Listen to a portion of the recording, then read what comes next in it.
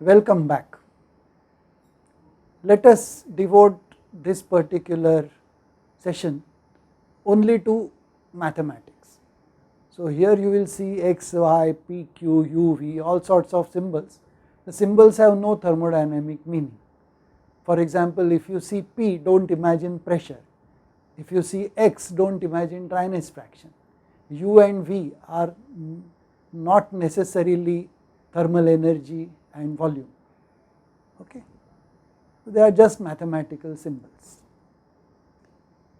So let us say that we have a functional relationship between three variables. For example, a relationship between P, V and T is by the equation of state. For an ideal gas, it is PV equals RT. We can either write it as P is a function of V and T, or V is a function of P and T, or T as a function of P and V.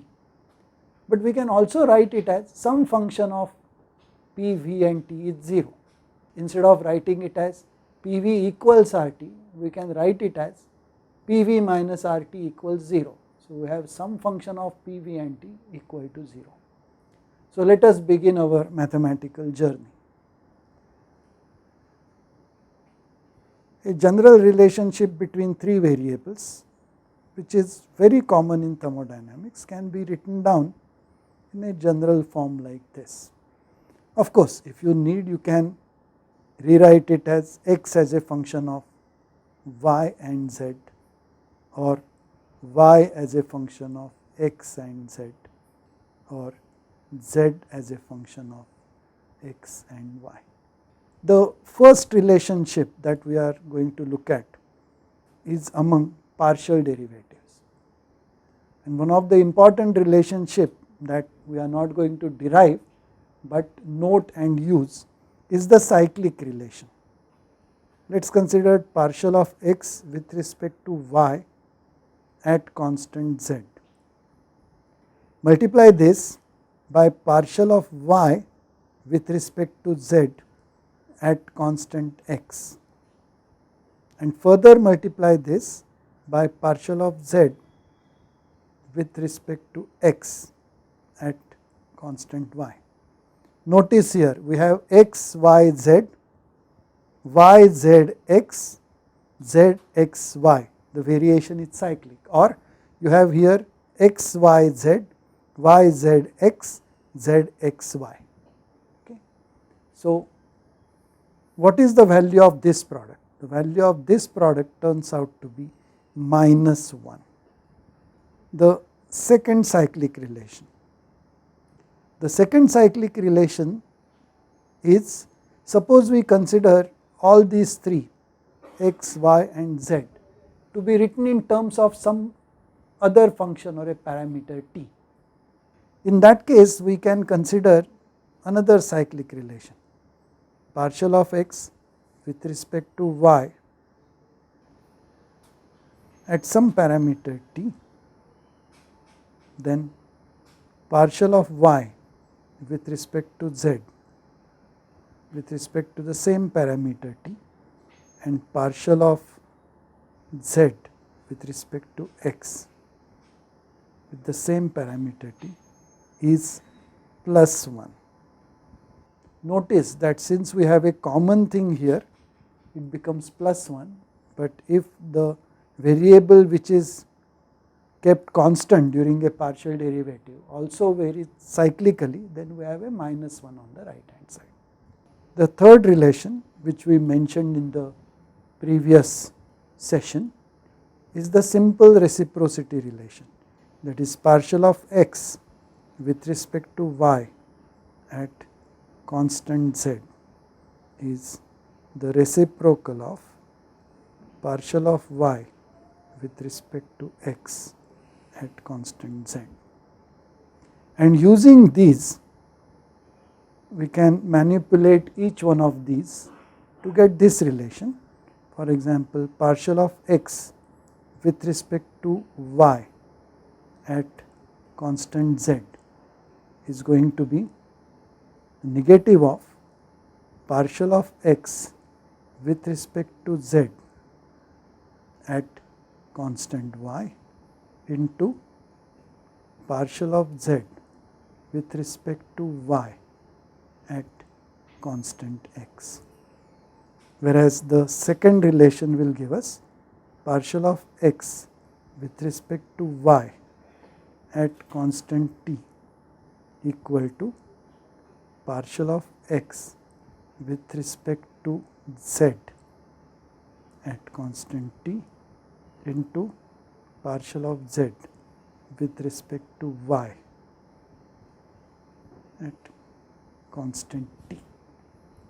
Now, the next important thing is a combination of partial derivatives. That is a very important combination, and that is known as the Jacobian. Let us look at what the Jacobian is and what is its use. The Jacobian is like a derivative, but it is some sort of a derivative of two functions. Each one of them is a function of the same pair of variables. So, let us say the Jacobian of uv with respect to xy. This means we have two functions u and v, each one of them is a function of x and y. Then the Jacobian is a symbol, looks like a partial derivative.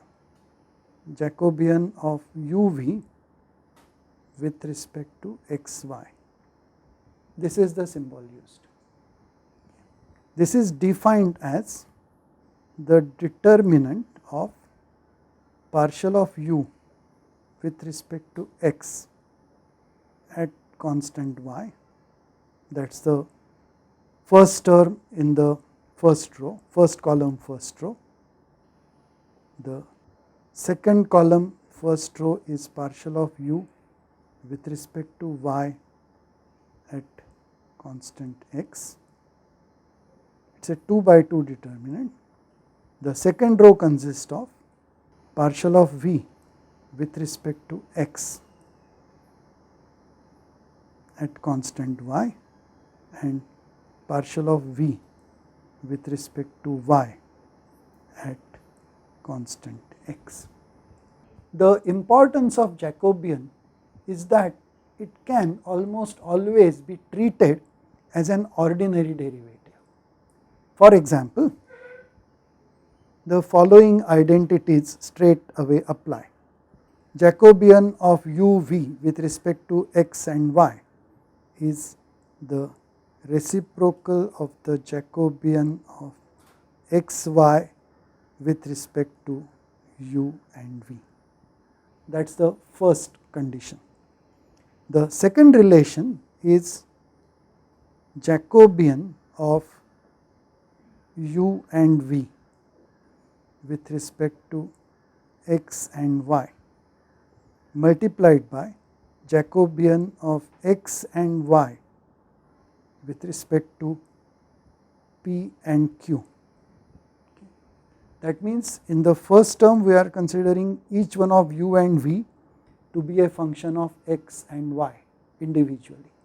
In the second term, each one of x and y is considered a function of p and q, and this product equals the Jacobian of uv with respect to p q. It is as if we are cancelling this term and this term in a simple product of two ratios. Now, the importance of Jacobian does not stop here. In fact, it turns out that simple partial derivatives are also hidden inside Jacobians.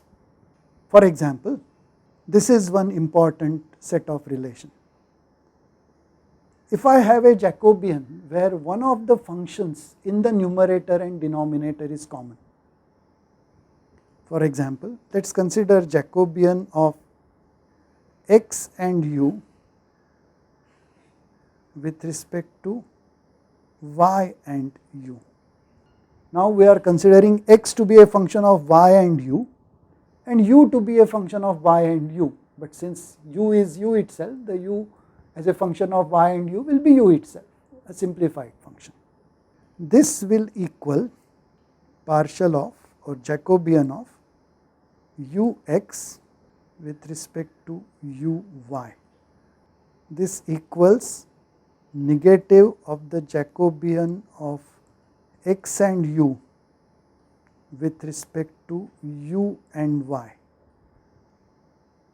which equals negative of the Jacobian of u and x with respect to y and u.